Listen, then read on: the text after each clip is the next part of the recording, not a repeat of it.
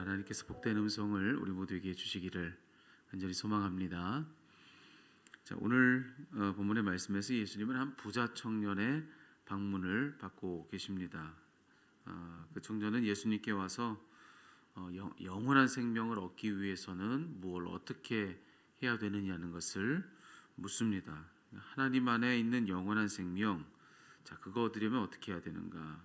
예수님께서 뭐라고 대답하셨는가를 봤더니만요, 하나님의 말씀, 특별히 모세율법의 기본이라 할 수 있는 십계명의 조항들을 언급하시면서 그것들을 지켜야 된다, 그렇게 말씀을 하십니다. 자, 그런데 예수님께서 언급하신 십계명의 조항들이 십계명에는 모든 계명을 다 지금 이야기하신 것이 아니라 주로 뭘 얘기하셨냐면은 이제 부모 공경으로부터 시작되는 5계명부터 마지막 10계명까지 모두 6개의 계명들의 조항들을 예수님께서 말씀하십니다. 그러니까 쭉 거기에 있는 그 이웃사랑의 그 바른 원칙들이 무엇인지, 하나님의 뜻이 이웃과의 관계에 있어서 다른 타인과의 관계에 있어서 그 관계를 어찌해야 되는지를 알려주는 그 6개의 계명들을 주로 언급들을 하시는 것이죠. 자, 그 계명들을 지켜야 한다, 이제 예수님 그렇게 말씀하셨는데, 청년이 뭐라고 대답했는가 봤더니만 그런 모든 계명들은 자신을 어려서부터 다 지켰다, 이렇게 자신 있게 이야기를 하는 겁니다. 자, 그러자 또 그런 그에게 예수님이 뭐라고 말씀하셨는가? 오늘 본문의 이 대목에서 마지막 결론은 바로 이것입니다. 그 모든 것을 다 지켰다면 좋다. 너의 재물을 다 팔아서 그 모든 것을 가지고 가난한 자들에게 나눠줘라. 그리고 와서 나를 따르라. 이게 이제 오늘 본문의 말씀 아니겠습니까? 자, 여기서 저는 여러분과 함께 좀 이것을 좀 정리해 보고자 하는데요. 예수님께서 왜 그 청년에게 내 가진 재물을 다 팔아라라고 말씀하셨는가? 거기에 담겨 있는 의미는 무엇인가? 이제 그걸 좀 생각해 보려고 하는데요. 자, 이 대목에 대해서 두 가지의 의미를 좀 정리해 볼 수 있으리라 생각합니다. 자, 오늘 첫 번째 의미를 좀 살피기 위해서 앞서도 얘기했지만 그 예수님께서 그에게 지키라 하신 명령들, 그리고 자신이 이미 다 지키고 있다고 말씀하신 그 명령들이 주로 어떤 명령들이었느냐? 앞서도 말씀드렸죠. 5계명 이후의 말씀들이다. 그러니까 다른 사람들과의 관계, 그것을 규정해 주는 말씀들을 대부분 지금 여기 언급되고 있는 것을 보게 됩니다. 자, 그런데 10계명을 아시는 분들은 아시겠지만은 사실 10계명의 대부분은 무엇을 하지 말라라고 하는 그런 명령인 것을 보게 됩니다. 여기 언급되고 있는 5계명 이후의 말씀을 보면 딱 제 5계명인 부모 사랑을 제외한 나머지의 그런 그 조항들은 앞서 말씀드렸듯 무엇 하지 말아라라고 하는 그런 계명들이라는 것이죠. 지금 여기 언급되고 있는 계명들이 주로 살인하지 말라, 간음하지 말라, 거짓말하지 말라, 도둑질하지 말아라. 이제 이걸 여기 언급된 이것들을 하지 말아라라고 하는 그런 명령들을 대부분 언급하고 있는 것이죠. 자, 이처럼 여기에 있는 이 계명들은요, 정한 그것을 하지 않으면 되는 그런 조항들입니다. 하지만 여기 그 주된 주제가 이웃사랑인데요. 다른 이웃과의 관계를 어찌 돌봐야 되는가, 이게 주된 주제라고 말씀드렸는데, 자, 그렇다면 이웃과의 관계에 있어서 그들을 사랑하는 데 있어 여기서 언급되고 있는 이 조항들을 하지 않는 것, 그것만으로 충분한가?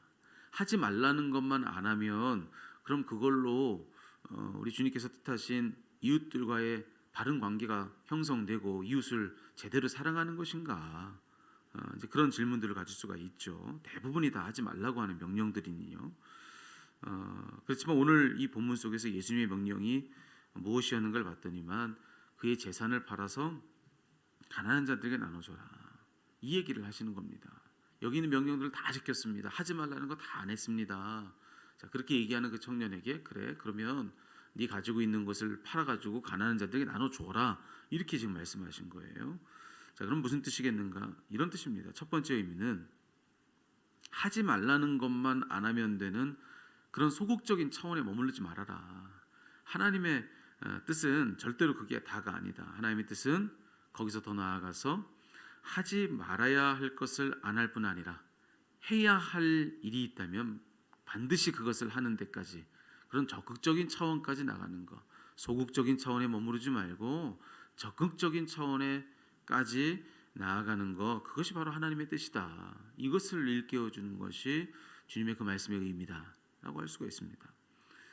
자, 여기에 또 한 가지 의미를 더 생각해 볼 수 있는데요. 여기 예수님이 언급하신 율법 조항들, 자, 5계명 이후에 그 각각의 계명들을 여기 지금 언급하고 계시는데, 그거 외에도 지금 여기 본문에 보니까 5계명부터 제 10계명까지 6개의 계명들을 한마디로 요약해 주고 있는 그런 강령이 여기 좀 표현되고 있는 것을 또 보게 됩니다. 그게 뭐냐면 내 이웃을 내 몸과 같이 사랑해라. 이 10계명에 구체적으로 명시되어 있지는 않지만 이제 5계명부터 나머지 10계명까지의 그 모든 강령들, 모든 계명들을 다 요약해 주고 있는 말이 그 말 아니겠습니까? 내 이웃을 내 몸과 같이 사랑해라. 자, 예수님께서 내 이웃을 내 몸과 같이 사랑해라 라고 하는 그 말씀까지 하시면서 이걸 지켜야 된다 이렇게 말씀하신 겁니다. 거기에 대해서 그 청년은 난 그것까지 다 지키고 있다 지금 그렇게 말한 거 아니겠습니까? 자, 그런 그에게 예수님께서 내 재산을 팔아서 가난한 이웃들에게 나눠줘라 이렇게 말씀하셨다면 이것도 무슨 뜻일까? 자, 의미는 바로 이겁니다. 사랑하라, 내 이웃을 내 몸같이 사랑해라. 여기 사랑하라고 하는 이 명령은요, 자칫 개념적이고 추상적인 어떤 것이 되기가 쉽습니다.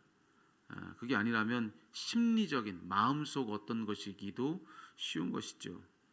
자, 그러니 내가 사랑하고 있다고 생각하고 또 내가 마음으로 사랑해야 된다는 그 명예에 대해서 공감한다고 하면, 자, 그러면 우리는 착각하기가 쉬운 겁니다. 내가 그런 생각이 있고 그런 마음이 있고 심지어 또 내가 또 사랑하자라고 하는 말까지 하고 있다라고 한다면 그 말에 또 속아서 착각하는 겁니다.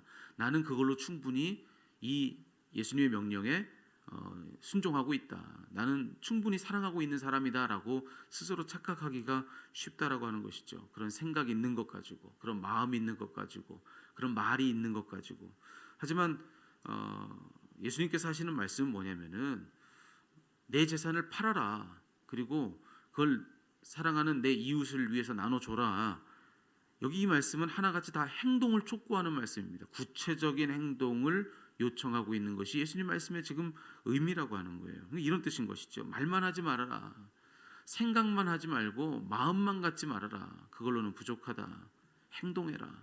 사랑한다면 정녕 내 입에 사랑한다는 말이 있고 사랑에 대한 생각과 마음이 내 안에 있다라고 한다면 너는 반드시 그 사랑을 구체적인 행동으로 실천하는 사람이어야 된다. 이런 말도 지금 예수님께서 이 말씀으로 그를 일깨워주고 있는 것이다. 이렇게 할 수가 있는 것이죠. 자, 여기서 저는 이걸 여러분과 함께 정리해 보려고 하는 겁니다. 하나님 말씀을 대하는 바른 태도가 무엇인가? 오늘 여기서 영생을 얻기 어떻게 해야 됩니까? 말씀을 지켜야 된다. 자, 그렇게 지금 가르쳐주고 계시는 이 말씀 가지고 우리 이걸 정리하는 거예요. 하나님 말씀을 대하는 바른 태도가 뭔가? 이걸 좀 정리해 보시자는 것이죠. 하나님 말씀 앞에 섰다면 그 앞에서 마땅히 우리가 가져야 할 바른 태도는 뭔가? 앞서 얘기했던 것은 바로 이것입니다. 첫 번째, 소극적이지 말고 적극적이 되라. 소극적이지 말고 적극적이 되라. 즉 하나님의 말씀을 받았다면, 하나님의 말씀을 읽거나 들었다면 그 말씀의 최소한의 의미를 따져서 그것만 따르는 게 아니라는 것이죠. 하나님이 원하시는 것은 어떤 말씀의 최소한의 의미만 따름으로써 내가 그 말씀에 대한 의무를 다했다 이게 아니라 언제나 그 말씀의 최대한의 의미를 살펴서 그 말씀을 따르라. 그게 하나님 앞에 말씀 앞에 서서 그 말씀을 대하는 바른 태도다 라고 하는 것입니다. 말씀의 최소한의 의미만 따지지 말고 그 말씀의 최대한의 의미를 찾아라. 이게 바로 말씀 앞에서 적극적이 되라고 하는 말의 의미라는 것입니다. 자, 두 번째로 하나님 말씀 앞에서 바른 태도는 무엇입니까? 말씀을 따라서 행동하라는 것입니다. 행동하라. 행동이 없는 말, 행동이 없는 생각, 행동이 없는 마음은 그저 거짓에 불과하다는 것입니다. 구체적인 행동으로서 그 말과 생각과 마음이 진실임을 보이지 못한다고 한다면 그런 말과 행동과 말과 그런 생각과 마음은 그저 공허할 뿐이라고 하는 것입니다. 그러니 그런 말과 그런 생각과 마음이 내게 있다면 행동으로 내게 있는 것이 진실임을 보여라. 이게 오늘 말씀의 뜻이라고 하는 것이죠.